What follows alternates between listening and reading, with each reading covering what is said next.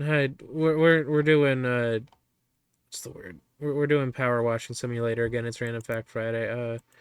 I think I'm gonna dip back into Wonderland Entrance Hall because I really want to finish this to check out the other Wonderland stuff. I'm Aura Master 101. I'm zero here. What do you like about Alice in Wonderland? It is creative. It's a creative world. I don't know. I've never hated Alice in Wonderland. I've never been like, oh yeah, this is my shit either. No, that's fair. It's kind of how like I feel about what's the word? Uh, it's how I feel about A Nightmare Before Christmas. I know like a lot of people like it.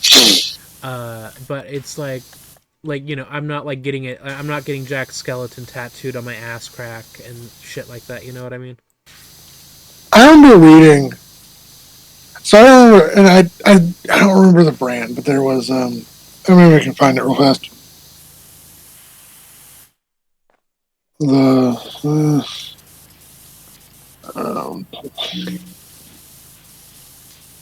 no, not the movie.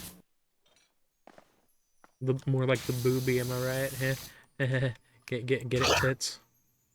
So we had a whole like home library of great illustrated classics, um, which is like it's a brand of classic, but it's like classic books, and they were uh, and they I could follow them along. My brother and I could follow them along really well because they were picture books, but they were you would have multiple pages of just text then a picture, multiple Uh-huh. pages of just text then a picture. So it's really good for being like, okay, you read it, then you get the reward of the picture Uh-huh.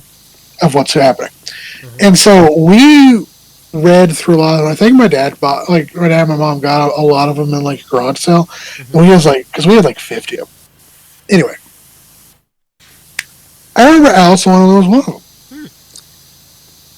I just didn't read it that often. I read it a few times. Um, but to me, it was like in the same vein of Moby Dick, where it's like, I've read this. I didn't particularly enjoy it. I don't hate it. And then you. I don't come back to it constantly like I would do with Aesop's Fables or the Swiss Family Robinsons or the like Frankenstein or some of the other ones. Um, so that was it. It was just like I just don't really have a strong attachment to it. That's fair. Wait, question. So these books were they like you said that they were also picture books? Were they like big? They Because were thick. Hang on, let me pull them up. because I think I what's the word? I think I read one of them like back in middle school. Here's the Uh, Swiss Family Robinsons one. yeah, I'm pulling it up on my phone. Yes, okay, I have okay, so I haven't read a whole lot of great illustrated classics, but back in middle school, uh so Oh, apparently they're still around. uh do they are they doing the Great Gatsby now? That would be funny.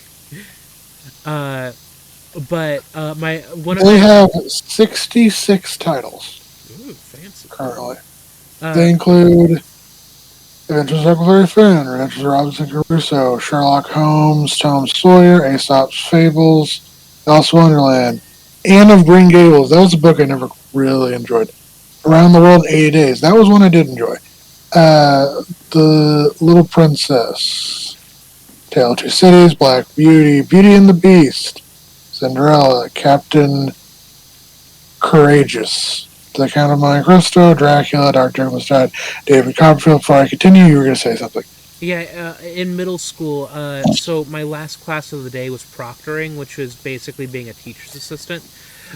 And when I wasn't doing like stuff that the teacher needed me to do, she had like a little library of books. Uh, and one of those books was the Great Illustrated Classics for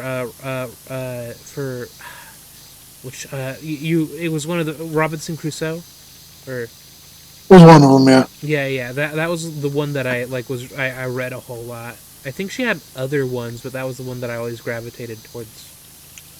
So yeah, there's Frankenstein, Great Expectation, Grimm Fairy Tales, Heidi, Hans Brinker, Gulliver's Travels, The House of Seven Gables, Hunchback of Notre Dame, The Invisible Man, Jane Eyre, Ivanhoe, Journey to the Center of the Earth, Kidnapped, The Jungle Book. I remember reading that one a lot. King Arthur and the Knights of the Round Table, Legend of Sleepy Hollow. That was one I read a lot. Last of the Hawkins. That was one I read a lot. King Solomon's Mines. I remember reading that like once. The Little Mermaid. I remember reading that one, and then I remember it being very different from the Disney movie. Little Women, The Man in the Iron Mask, The Adventures of Robin Hood, Moby Dick, Mutiny on Board the HMS Bounty, Phantom of the Opera. That was one I never really liked Phantom of the Opera.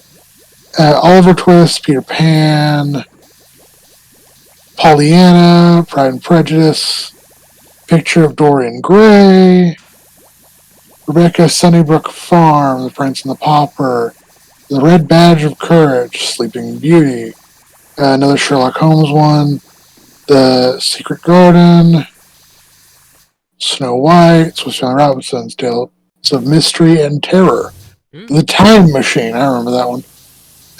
Three Musketeers, Call of the Wild, I remember that one. Treasure Island, War of the Worlds, remember that one. White Fang, never read that.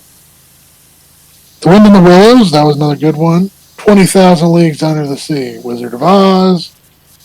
A Christmas Carol, Stories from the Old Testament. And then Interesting. Night Before Christmas. I I I I would be a little amiss to what's the word to allow my children to read great illustrated classics, the Old Testament. Stories from the Bible, the Old Testament. Yeah, because isn't that the one where uh the the king of the Old Testament had Sodom and Gomorrah in it, right? The Old Testament had a lot of things in it. The point is the I feel like the this is just my personal opinion. I feel like the Old Testament is a little too fire and brimstone for children. You know what I I mean? mean, yeah, but the Old Testament also has stuff like Moses, which, yeah, that's fire brimstone. But, like, and maybe this is my opinion. When you think of iconic biblical stories, Oh, is it mostly over Old? over half of them are Old Testament. Oh, they're mostly Old. Aside from the crucifixion of Christ and the birth of Jesus, and some of the other bits of Jesus' tales, um, almost all of it is Old Testament. Like think Samson. about Samson, Old Testament. Oh, Um, and who's the dude that killed a giant? uh, David and Goliath, Old David Testament. and Goliath. Oh God, Adam and Eve, Old Testament. Moses, Old Testament. Abel and Cain. Um, Cain and Abel, Old Testament. Yeah. Uh, the king. John And the Factor. one, no, John, No. the one that like the fucking. So you remember, it's like the cloak of many colors thing. You know Oh, what oh I'm talking yeah. about? Didn't Yeah, this that's Old Testament. wasn't this guy given like a cloak and that like by his like dad or whatever, and then all of his brothers were like, man, fuck him. Why does he get the cool cloak? And they like sell him off or Yeah. something. Wow, I oh god, does that mean is Veggie Tales like just Old Testament like propaganda then? Yeah. Oh god.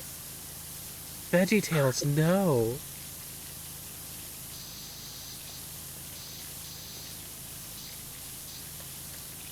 There's the one with Shadrach, Meshach, and Abednego, where they get thrown in the fire, I'm just thinking of which is chocolate in the VeggieTales one. yeah. Well, Uh, no, they're still thrown. They're still thrown into fire, like fully. there's Like Dogo and the Lions Den, which VeggieTales is able to do without having lions. Uh, yeah, having animate lions. That was crazy. like Noah, of course. like what's his Gamora. what's that one cucumber or pickle the Dilfy one? I don't remember his name. Yeah, I gotta look it up. Uh, Veggie Tales cucumber. Not Larry. There's other cucumbers. Uh, Larry, There's, Mr. Nezer. there's the story of Esther. What was the story of Esther about? So the story of Esther is so basically, I guess a brief rundown of it. It's a very long rundown. One second, I was just No, you don't have reading to this. tell it. You don't have to tell it. So according to biblical narrative, we're set in the empire. The Persian king Ahasuerus falls in love with Esther and marries her. His grand vizier Haman is offended by Esther's cousin and guardian Mordecai because he refuses to bow before him. Bowing for another person was a prominent gesture of respect for society, but deemed unacceptable by Mordecai, who believes that a Jew should only express submission to God. Consequently, Haman plots to have all the Persia's Jews killed, and eventually convinces Ahasuerus to permit him to do so. However, Esther follows the plan by revealing and decrying Haman's plans to Ahasuerus, who then has Haman executed and grants permission to the Jews to take up arms against their enemies. Huh. The more you know. Yep. Hey, we should probably tell some actual random facts instead of Just going over biblical and just other books. Alright, so I do also like how like you. I immediately said John, and then I couldn't fully say Fat Nuts, and you were like, "No, not John Fat Nuts," and I'm like, he knows me so well. the founder of the Boss Corporation and a majority of the company of Massachusetts Institute of Technology. Massachusetts. Massachusetts. Massachusetts. Fyodor Dostoevsky's gritty novel Crime and Punishment reflects his own brutal life. When he was nearly executed, exiled into Siberia, battled epilepsy, alcoholism, and crushing debt, shaping his dark, unforgivable characters. His death was no different. He died in pain after a lung hemorrhage. Damn. That's a pneumothorax. No, that's not a pneumothorax. Pneumothoraxes are different. Heroin is named after the German word "heroisch," meaning heroic. It was trademarked by the Bayer Pharmaceuticals Company in 1898. So they weren't the first to discover it.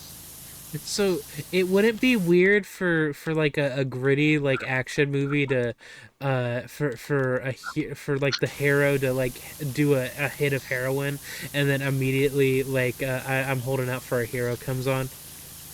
Well, then again, you're not really doing a whole lot when you're on heroin. It's a downer, isn't it? I don't know. You should know this. Your dad's a pharmacist. I mean, not a good one. I'm kidding. No. Downer. Yes, it's a depressant. Yeah, yeah.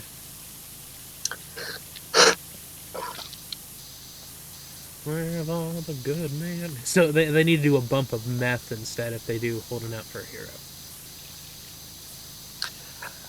Everyone has a maximum possible length of hair growth, typically 24 to 36 inches. This is decided by the length of the anagen stage of the hair growth cycle. You typically reach this max length between 2 and 8 years. Oh yeah, I've definitely hit that. I have not gotten my hair cut in like two to like at least 2 years. I think I've hit in that. I've hit that length.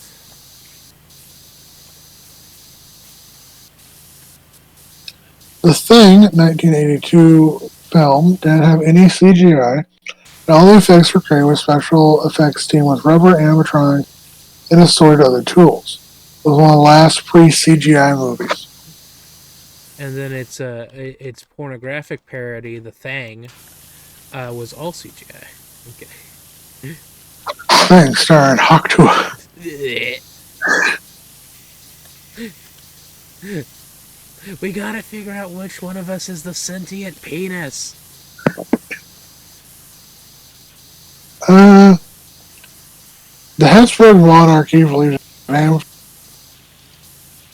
during the Habsburg monarchy, belief of vampires was so widespread that Empress Maria Theresa sent her personal physician Gerard von Swieten to officially investigate. He concluded that vampires did not exist, leading her to specifically outlaw all forms of anti-vampire corpse desecration.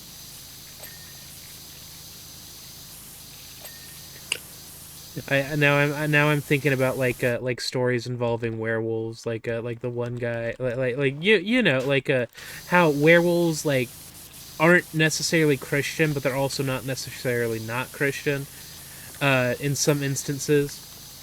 There was a man in Ireland, I believe, who he was put on charge uh, of being a werewolf, but instead of deny it, he claimed that he was a werewolf, but that him and his tribe were actually the hounds of God Yeah, sent to defeat demons in battle.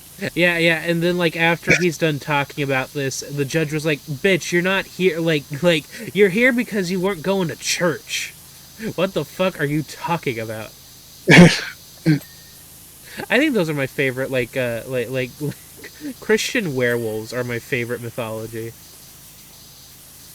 In 2008, an American football player called Chad Johnson decided to legally change his name to Chad Ochocinco, Mm. meaning 8-5 in Spanish, as his jersey number was 85, only to legally change his name back to Chad Johnson 4 years later. Because he got bumped from doing I don't sports. know. No, that's fair.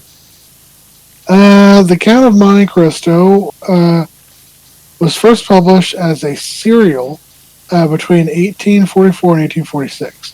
Alexander Dumas dribbled out revenge plots, identity reveals, crazy twists, and long lost connections over dozens of chapters, each ending in a cliffhanger that kept 19th century readers on their edge week after week. Damn, a cereal based off of a Monte Cristo sandwich. There must be a lot of ham in there. You were really thinking about that quite hard, weren't you? Actually, why is the sandwich called a Monte Cristo? A Monte Cristo. You know those, right? Like it was made in Monte Cristo. You know what? That's right. That is correct. Why is the sandwich called a Monte Cristo? Because it was made in because it was. The Monte Cristo sandwich was a novel of the same name, The Count of Monte Cristo. Oh my god. it's like the reason why they call it champagne is because it was made in the Champagne region of France. Champagne. Champagne, yeah. It's a variation of French dish called a croquet monsieur. And then a croque madame has an egg on top of it. I think so. Yes. Uh,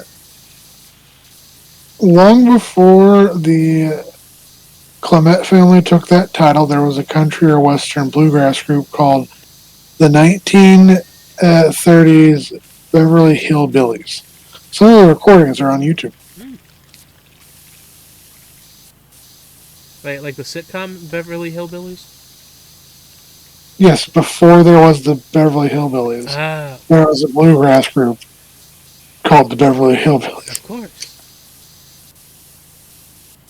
I was just making sure you knew that when you read. I'm kidding. Instead of just ignoring everything I just said and then just plowing ahead. Look, the best way to learn something is through repetition. So I'm helping our viewers by repeating what you said, but in a different inflection. The social spider Aneliosmias studiosus.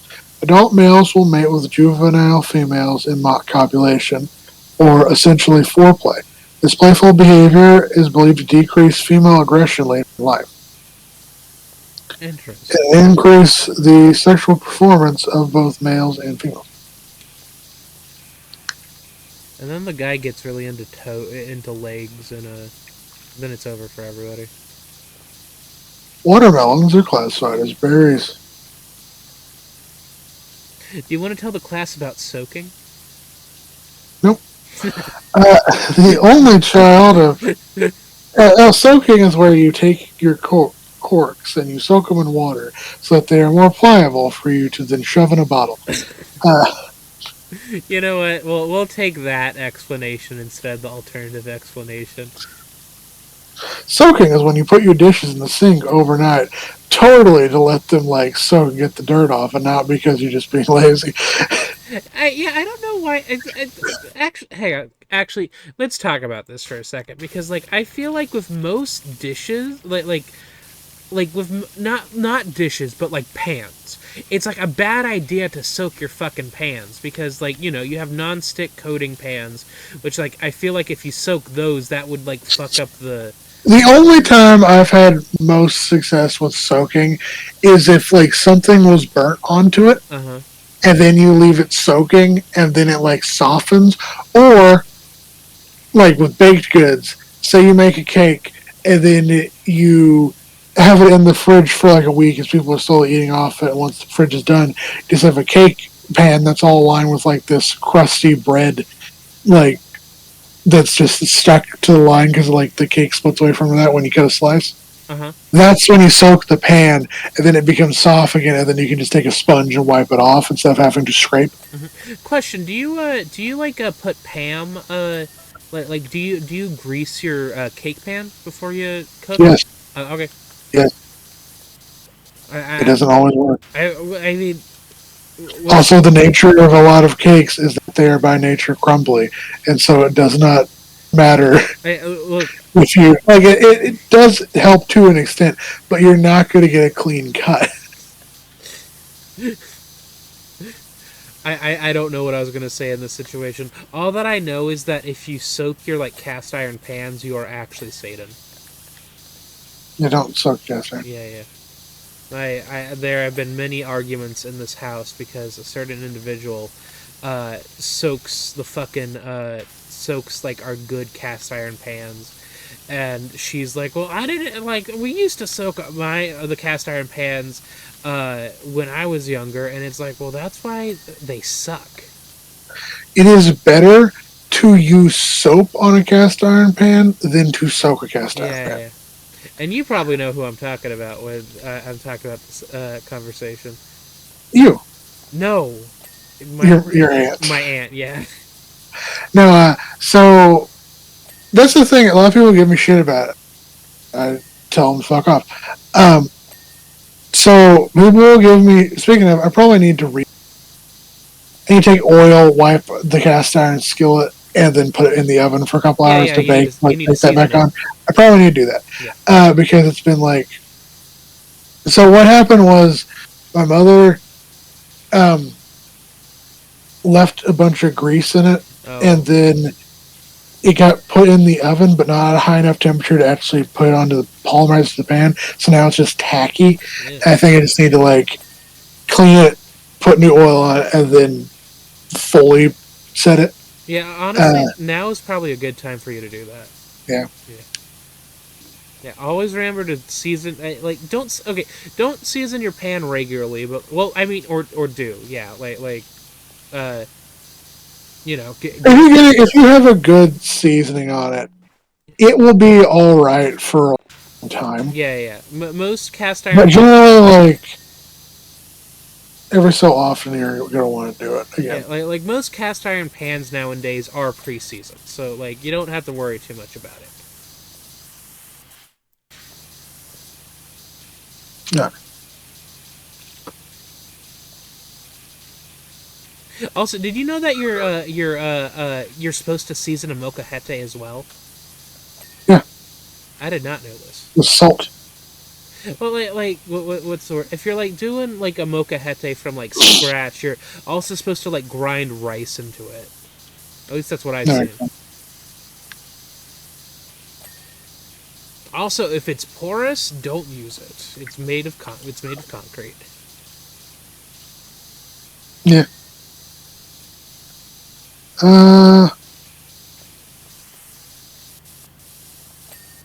So Julio. Uh-uh. how long should I cook it? I should probably cook it for at least half an hour. I'll probably leave it for like 2 hours, I guess. Um, but yeah, so the thing with cast iron that some people give me shit about, and it's honestly fine, in my opinion. You can use soap on a cast iron skillet. You just have to be quick with it. Yeah. You don't leave it on there for long. You leave it basically if you put soap on a sponge and then you scrub the cast iron because there's burnt stuff stuck to it, and the grease will help you get it off. It's better to do that than to leave it soaking in a thing of water. Uh, Well, I okay.